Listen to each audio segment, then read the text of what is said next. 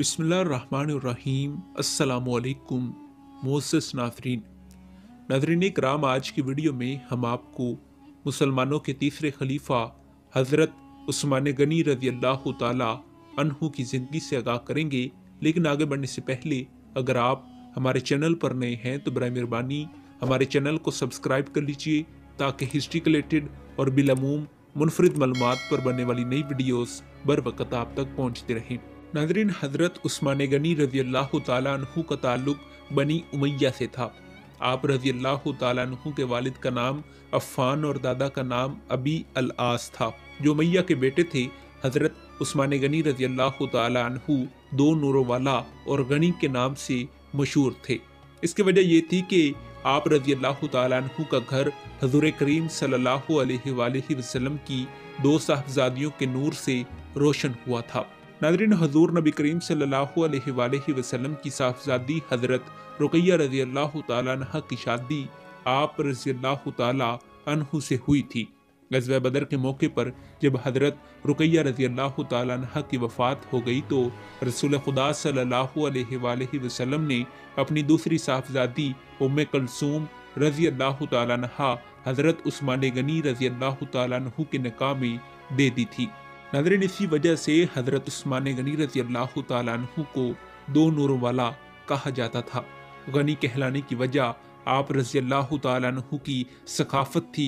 आप रज़ी अल्लाह ताला अन्हु दिल के बहुत सखी थे, किसी साइल को कभी खाली हाथ ना लुटाते थे। इंतहाई मेहमान नवाज भी थे, अपने मेहमानों को पुरतकल्लुफ़ खाना पेश करते लेकिन खुद सादा और मामूली गज़ा खाते थे। आप रज़ी अल्लाह ताला अन्हु को सखाफत की वजह से गनी के लक़ब से पुकारा जाता था। नाज़रीन, हज़रत उस्मान गनी रज़ी अल्लाह ताला अन्हु ने हज़रत मोहम्मद सल्लल्लाहु अलैहि वसल्लम की नबूवत के पहले साल ही हज़रत अबू बकर सिद्दीक़ रज़ी अल्लाह ताला अन्हु के समझाने पर इस्लाम कबूल कर लिया था। आप रज़ी अल्लाह ताला अन्हु मुसलमान हुए तो आप रज़ी अल्लाह ताला अन्हु के चचा ने सख्त तकलीफ़ें देना शुरू कर दी, मगर आप सब्र से काम लेकर सब कुछ बर्दाश्त करते रहे। आखिरकार आप रज़ी अल्लाह ताला अन्हु के चचा को हार मानना पड़ी। नाज़रीन, जब मक्का के काफिरों ने मुसलमानों को सताने पर कमर बांध ली और इनकी ज़्यादतियों में इजाफा होता चला गया तो आप रज़ी अल्लाह ताला अन्हु अपनी बीवी हज़रत रुक़ैया रज़ी अल्लाह ताला अन्हा के साथ 5 हिजरी में हिजरत करके हबश चले गए। कुछ दिन के बाद वहां से लौटे तो मुसलमानों ने मक्का की सकूनत तर करके मदीना जाने का प्रोग्राम बना रखा था। चुनाचे मुसलमान हिजरत करके मदीना पहुंचे तो हज़रत उस्मान बिन अफ़्फ़ान रज़ी अल्लाह ताला अन्हु भी मदीना आ गए और यहाँ तजारत से काफ़ी दौलत कमाने में कामयाब हो गए।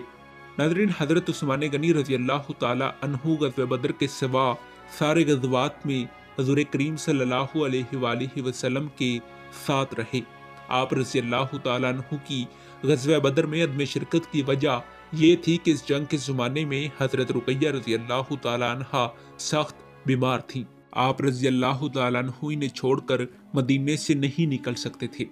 रसूल खुदा सल्लल्लाहु अलैहि वसल्लम कुरैश को शिकस्त देकर वापस तशरीफ़ लाए तो हज़रत रुक़ैया रज़ी अल्लाह ताला अन्हा की वफ़ात हो गई। इस पर हज़ूर करीम सल्लल्लाहु अलैहि वसल्लम ने अपनी दूसरी बेटी हज़रत उम्मे कुलसूम रज़ी अल्लाह ताला अन्हा से आप रज़ी अल्लाह ताला अन्हु का निकाह कर दिया। नाज़रीन, 6 हिजरी में हज़ूर करीम सल्लल्लाहु अलैहि वसल्लम उम्रे के इरादे से रवाना हुए तो 14 सहाबी आप सल्लल्लाहु अलैहि वसल्लम के हमरा थे। अरब के पुराने दस्तूर के मुताबिक इस ज़माने में सारी लड़ाइयाँ बंद हो जाया करती थी, लेकिन कुरैश को हज़ूर करीम सल्लल्लाहु अलैहि वसल्लम की आमद की इत्तला मिली तो वो जंग पर आमादा हो गई।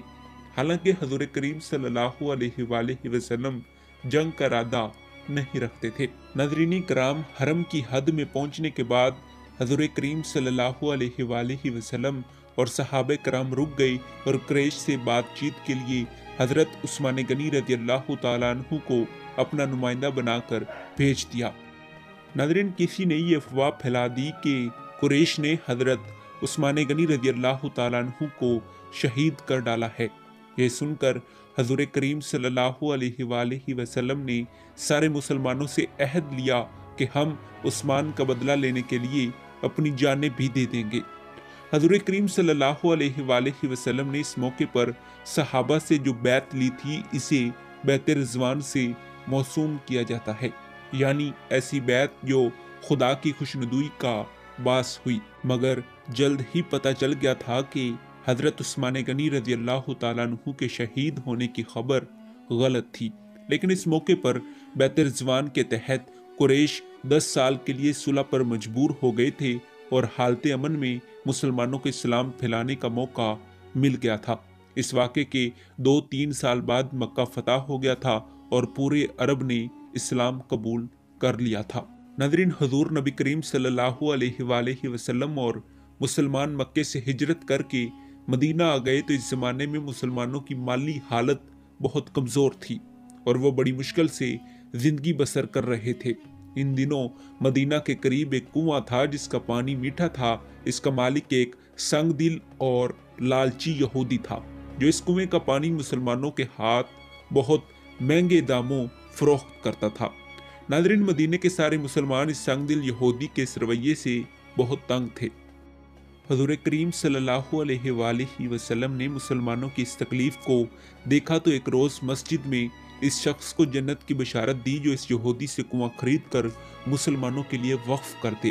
ناظرین، حضرت عثمان غنی رضی اللہ تعالیٰ عنہ یہ سن کر چپ چاپ اٹھے اور یہودی سے 4000 درہم میں کنویں کا آدھا حصہ خرید کر مسلمانوں کے لیے وقف کر دیا۔ بعد میں یہودی نے مجبوراً بقیہ حصہ بھی حضرت عثمان غنی رضی اللہ تعالیٰ عنہ کو 4000 درہم میں بیچ دیا تھا۔ اس طرح مدینہ کے مسلمانوں کی ایک بہت بڑی تکلیف دور ہو گئی تھی۔ ناظرین کرام، ایک بار مدینے میں قحط پڑا تو حضرت عثمان غنی رضی اللہ تعالیٰ عنہ نے گلے کے لدے ہوئے 1000 اونٹ تاجروں کی اس پیشکش کے باوجود کہ وہ دگنا نفع دے رہے تھے مدینہ کے محتاجوں میں مفت تقسیم کر دیے اور قحط ختم ہو گیا۔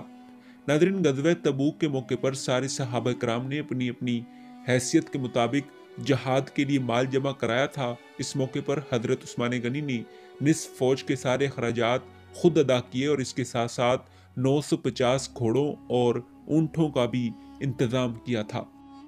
ناظرین کرام، حضرت عثمان غنی رضی اللہ تعالیٰ عنہ کی خلافت کے پہلے 6 سال تو بڑے آرام و سکون سے گزرے تھے۔ اس کے بعد فتنے سر اٹھانے لگے۔ دراصل جو قومیں نئی نئی مسلمان ہوئی تھی ان میں بعض منافقوں نے پھوٹ ڈال کر مسلمانوں کو کمزور کرنا شروع کر دیا تھا۔ ان مسلموں میں ایک یہودی عبداللہ بن سبا اور بعض نو مسلم ایرانیوں نے جو مسلمانوں کی ترقی دیکھ کر جلتے تھے غلط افواہوں کے تحت لوگوں کو بھڑکانا شروع کر دیا تھا۔ ناظرین، حضرت عمر فاروق رضی اللہ تعالیٰ عنہ نے اپنی وفات سے قبل وصیت کی تھی کہ ان کے بعد حضرت عثمان رضی اللہ تعالیٰ عنہ، حضرت علی رضی اللہ تعالیٰ عنہ، حضرت عبد الرحمن بن عوف رضی اللہ تعالیٰ عنہ، حضرت سعد بن ابی وقاص رضی اللہ تعالیٰ عنہ، حضرت زبیر رضی اللہ تعالیٰ عنہ اور حضرت طلحہ رضی اللہ تعالیٰ عنہ میں سے کسی کو خلیفہ بنایا جائے۔ 3 دن اور 3 راتوں کے غور و فکر کے بعد حضرت عثمان غنی رضی اللہ تعالیٰ عنہ خلیفہ منتخب ہوئے تھے اور سارے مسلمانوں نے ان کے ہاتھ پر بیعت کر لی تھی۔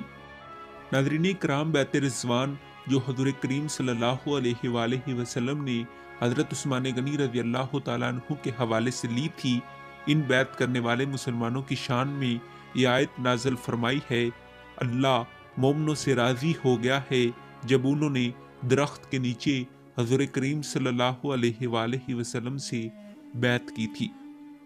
جی ہاں ناظرین کرام، یہی تھے حضرت عثمان غنی رضی اللہ تعالیٰ عنہ۔ امید ہے کہ آپ کو ہماری آج کی ویڈیو پسند آئی ہوگی۔ ملتے ہیں ایک ایسی ہی نئی تحقیقی، تاریخی اور معلوماتی ویڈیو کے ساتھ۔ تب تک دیجیے اجازت۔ خدا حافظ۔